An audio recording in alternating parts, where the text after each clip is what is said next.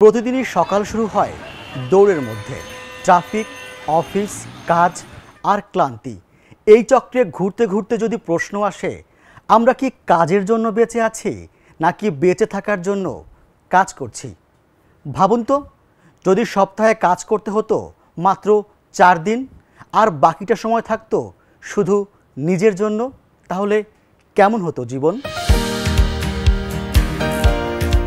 Nature human behaviour জার্নালের এক গবেষণা বলছে 4 দিনের কর্মসপ্তাহ কর্মীদের ক্লান্তি কমায়, স্বাস্থ্য ভালো রাখে আর কাজের সন্তুষ্টি বাড়ায়। যুক্তরাষ্ট্র, যুক্তরাজ্য, কানাডা সহ 141টি প্রতিষ্ঠানে এক ট্রায়ালে দেখা গেছে উৎপাদন কমেনি, বরং কোম্পানিগুলো লাভবান হয়েছে।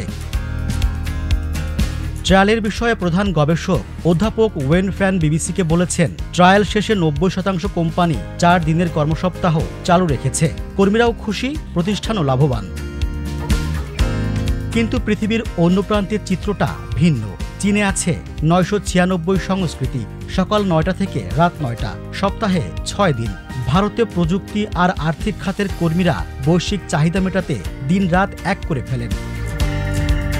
জাপান, যেখানে অতিরিক্ত কাজের কারণে মৃত্যুর জন্য আলাদা একটা শব্দ তৈরি হয়েছে, কারোশি, যেখানে কর্মীরা আগে অফিসে আসেন, পরে বের হন, কেবল প্রমাণ করতে যে তারা নিবেদিত প্রাণ।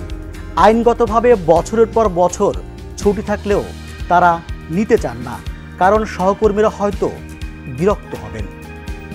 জাপানের শ্রমবাজার ও কাজের সংস্কৃতি বিশেষজ্ঞ হিরোশি ওনো বলেন, জাপানে কাজ শুধু কাজ নয়, এটা যেন সামাজিক রীতি। কোনো কাজ না থাকলেও মানুষ সময়ের আগেই অফিসে আসেন ও দেরিতে বের হন। কাজের প্রতি প্রতিশ্রুতি দেখানোর জন্য তারা এটি করে থাকেন।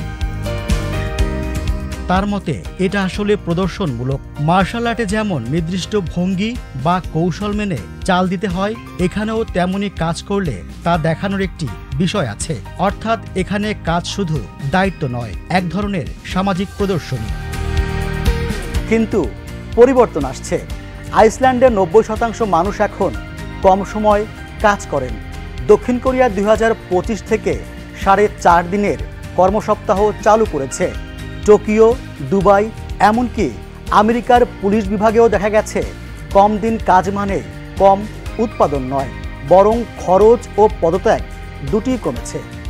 দক্ষিণ আফ্রিকার স্টেলেনবোশ বিশ্ববিদ্যালয়ের কাউন্সেলিং সেন্টারের কর্মীরা একসময় অতিরিক্ত চাপ, অসুস্থতার ছুটি আর মনোযোগহীনতায় ভুগছিলেন। প্রতিদিনই যেন ক্লান্তি ছিল সঙ্গী। কিন্তু 4 দিনের কর্মসপ্তাহ চালুর পর ছবিটা বদলে গেল।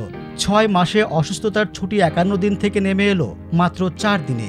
কর্মীরা পেলেন ভালো ঘুম, ব্যায়ামের সময় আর পরিবারের সঙ্গে সময় কাটানোর সুযোগ। কাজের মানও চোখে পড়ার মতো উন্নত হলো। প্রমাণ হলো কম সময়ে কাজ মানেই কম উৎপাদন নয়, বরং কর্মীরা হন আরও মনোযোগী আর সহানুভূতিশীল। তবে সব খাতেই এটা সহজ নয়। কৃষি, খনি বা স্বল্পদক্ষ শ্রমনির্ভর শিল্পে নমনীয়তা আনা কঠিন। তবু নির্মাণ ও উৎপাদন খাতেও কিছু সফল উদাহরণ আছে। অধ্যাপক ফ্যানের গবেষণায় নির্মাণ, উৎপাদন ও হসপিটালিটি খাতের কোম্পানিগুলো অন্তর্ভুক্ত ছিল এবং তাদের মধ্যে কিছু সফলতার কথা জানা গেছে। তিনি বলেন, এটি বিভিন্ন খাতের জন্য কার্যকর হতে পারে, কিন্তু আমি 4 দিনের পরীক্ষামূলক কর্মসপ্তাহকে সবার জন্য সমান সমাধান হিসেবে দাবি করছি না। বিশেষজ্ঞদের মতে এই পরিবর্তনের আসল চালিকা শক্তি তরুণ প্রজন্ম। 2025 সালের এক বৈশ্বিক জরিপ বলছে, মানব ইতিহাসে প্রথমবারের মতো বেতন নয়, বরং কাজ ও জীবনের ভারসাম্যই হয়ে উঠেছে সবচেয়ে গুরুত্বপূর্ণ অগ্রাধিকার।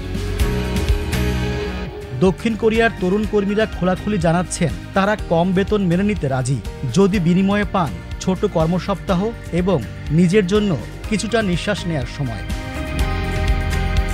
অধ্যাপক ফ্যানের ভাষায়, আজকের তরুণদের কাছে কাজ কেবল জীবিকা নয়, বরং জীবনের একটি অংশ। তাদের প্রত্যাশা ও লক্ষ্য ভিন্ন। এ কারণেই আমরা দেখেছি গ্রেট রেজিগনেশন বা মহামারীর পর গণপদত্যাগ, কোয়াইট কুইটিং কিংবা চীনের লাইং ফ্ল্যাট আন্দোলনের মতো প্রবল প্রতিরোধ। এগুলোই প্রমাণ করছে যে অতিরিক্ত কাজের সংস্কৃতির বিরুদ্ধে এক অদৃশ্য বিদ্রোহ শুরু হয়ে গেছে। তিনি আরও মনে করেন, সময়ের সঙ্গে সঙ্গে এই প্রবণতাগুলো কর্মক্ষেত্রের বহু পুরনো নিয়মকানুনকে ভেঙে নতুন রূপ দেবে। জাপানেও এর ছাপ মিলতে শুরু করেছে। অধ্যাপক হিরোশি ওনো জানাচ্ছেন, কয়েক বছর আগেও যেখানে পিতৃত্বকালীন ছুটি নেওয়া পুরুষদের সংখ্যা প্রায় 0 ছিল, আজ সেখানে প্রায় 30% পুরুষ সেই ছুটি নিচ্ছেন। বাংলাদেশে কি সম্ভব, যেখানে রাত জেগে কাজ করা স্বাভাবিক, ক্লান্ত হয়ে বাড়ি ফেরা অভ্যাস, সেখানে কি সপ্তাহে 4 দিনের কর্মসপ্তাহ কেবল স্বপ্ন? কিন্তু ভেবে দেখুন, আমাদেরও তো একই ক্লান্তি, একই চাপ, একই পরিবার। হয়তো একদিন বাংলাদেশেও বদলে যাবে এই ধারা, যেদিন আমরা বুঝব উৎপাদনশীলতা মানে শুধু ঘন্টার হিসাব নয়, বরং সুস্থ শরীর আর শান্ত মনের যোগফল। আর তখনই শুরু হবে নতুন অধ্যায়, কাজের জন্য নয়, জীবনের জন্য কাজ।